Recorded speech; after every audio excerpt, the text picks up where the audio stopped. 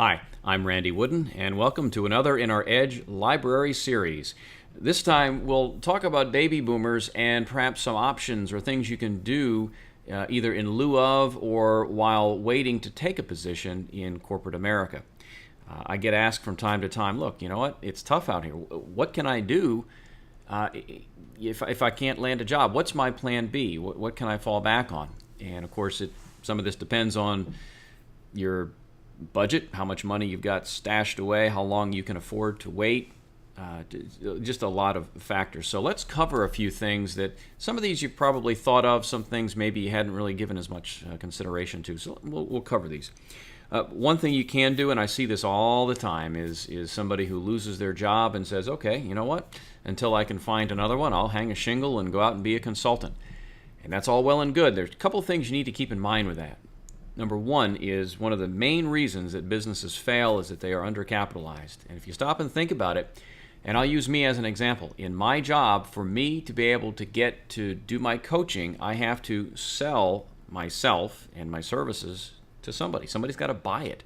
So not only do I have to be good at the service side of the business, I also have to be good enough at the sales side to be able to get a chance to do the part that I enjoy doing. And a great example is somebody in the IT field, a computer person. They may be excellent at computers, but the challenge they run into is going out and bringing that business in. They've got to put that sales hat on, and that's a big, big hurdle for many people. They don't really consider that. And something else to keep in mind, too, is the unemployment insurance. And if you're employed somewhere, lose your job, you have the unemployment. If you're self-employed, lose your gig, then, well, you lose your gig and there is no money. So those are some concerns that people have dealing as a consultant. I think consulting can be a great way to keep your skills up. It's something that I would suggest that you do while you're looking for work. It makes your resume more complete because it shows that you're keeping your skills current. And I think in balance, it is a good thing. There is that challenge that's sort of that hamster on the wheel of, gee whiz, I'm either doing work or I'm trying to go out and get work. And it's just a constant battle. Unless you can hire somebody in sales to bring in the business, then you're really always going to be fighting that challenge. A couple other things to consider. One is franchises. There are tons and tons and tons of places you can go and spend money and buy a franchise. There are also entities that will consult with you to try to determine which sort of franchise makes sense for you based on your liquidity. What kind of money do you have to invest? Based on your aversion to risk. Based on how engaged in a day-to-day basis you really want to be with the business. And those folks can then ascertain that information and then connect you with the appropriate sorts of franchises out there.